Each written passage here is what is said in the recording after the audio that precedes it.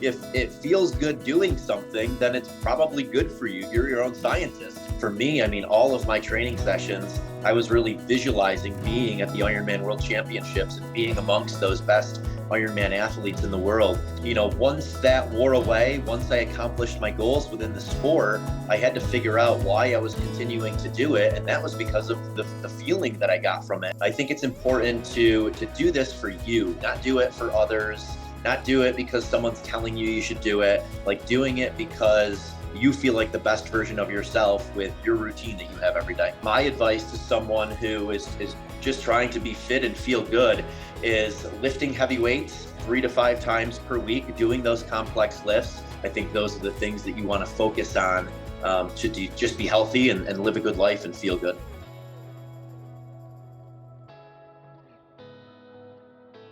You look like you're lifting very heavy weights to me. It looks low rep, heavy resistance. What have you found, like, because you're in incredible shape?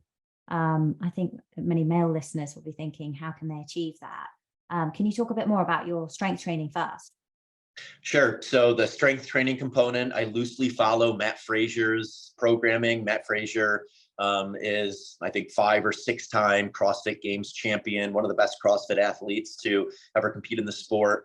And his programming is percentage based. So figuring out your 1 rep maxes, and then you're building throughout cycles to gain strength from complex lifts. So typically a day would be a squatting day, another day would be a pressing day, another day would be a pulling day, and every single week, squatting at least twice a week, deadlifting at least once a week, doing some kind of pressing movement, either bench or overhead pressing twice a week.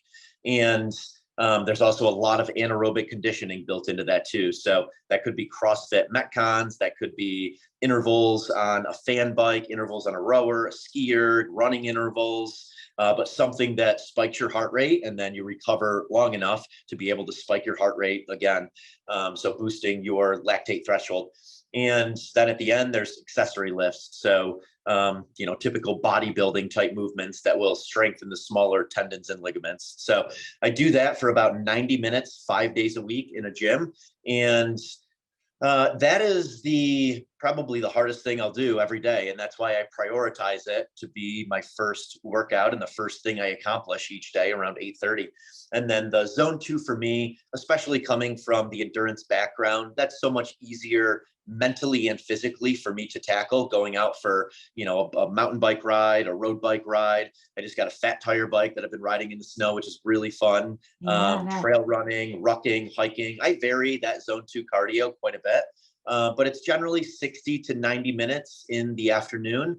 And, I very rarely go over 90 minutes, just like I very rarely am like completely redlining in a workout with the things I do, even though it looks like I'm going really hard. It's very rare that I'm going at like a competition pace. And the reason for those things are I'm doing this so much more now for just feeling good and longevity and health span than I am to compete at a high level. And I figured out the formula that works for me, the amount of volume I can put in each day and then back it up again the next day and just feel good day in and day out. Where, in the past, especially with Ironman, there's some days where you're training 7-8 hours a day, and obviously you don't feel great the next day after training at that high of a volume.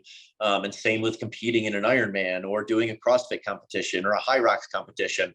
You go at such a high intensity or such a long duration that the serotonin boost that you're going to get from that, you're going to have a dip well below baseline afterwards. So, I think of a lot of these things as what can I do on a regular basis such that it doesn't affect my next day. I get that, that high, that mental clarity, that positive energy from the workout, but it's not affecting my ability to replicate it again the next day.